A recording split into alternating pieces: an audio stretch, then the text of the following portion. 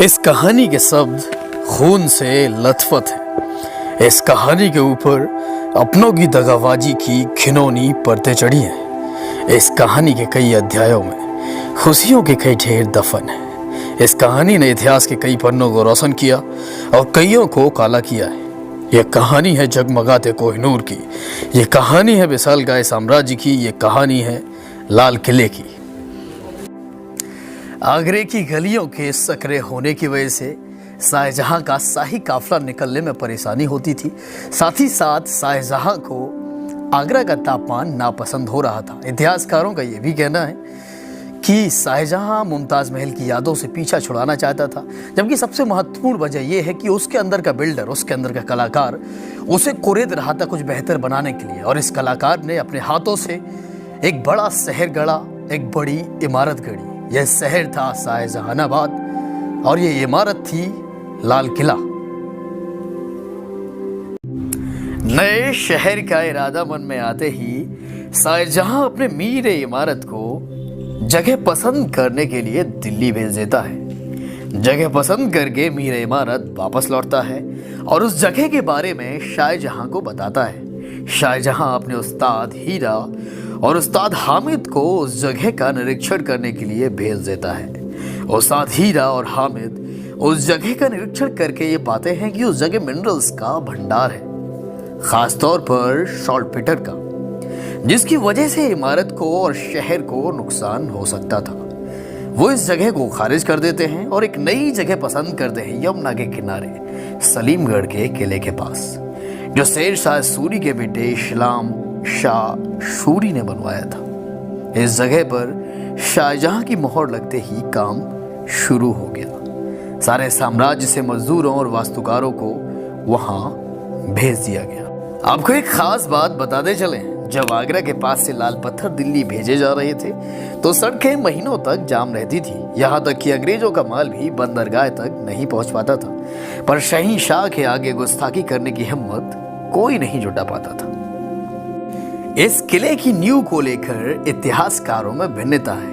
कोई कहता है इसकी नींव 1638 में रखी गई तो कोई कहता है 1639 में। हालांकि नींव रखने के बाद लाल किले ने तेजी से अपना आकार लेना शुरू कर दिया।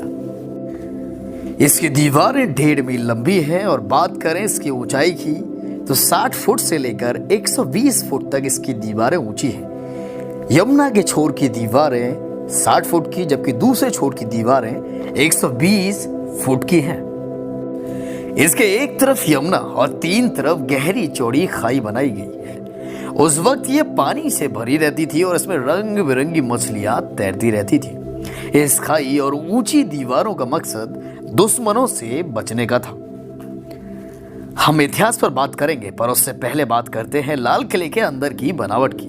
लाहौरी गेट के अंदर दाखिल होते ही हम छत्ता बाजार में पहुंच जाते हैं। इसकी छतें छत्ता आकार होती हैं, इसी वजह से इस बाजार का नाम छत्ता बाजार पड़ा। कभी यहाँ दूर दराज के व्यापारी आते थे। यहाँ सोने, चांदी, हीरे जवाहरात, कपड़े, औजार और बहुत सारी वेश कीमती चीजें मिलती थी। गुरुवार के दिन ये बाजार महिलाओं के हवाले होता था। इस दिन रानियां और राजकुमारियां खरीदारी करने आती थी, इस वजह से इसे मीना बाजार भी कहते थे। इस दिन यहाँ पुरुषों के आने की मनाही होती थी। महिलाएं ही व्यापारी और महिलाएं ही खरीदार, खास तौर से शाही परिवार की। छत्ता बाजार में चलते चलते जब हमारी नजरें सामने पड़ती है तो हमें नजर आता है नक्कार खाना, वो जगह जहां दिन में 5 बार संगीत बजता था। और यहाँ से शाही परिवार के लोगों के अलावा सभी को अपनी सवारी यहाँ छोड़कर पैदल ही आगे जाना होता था।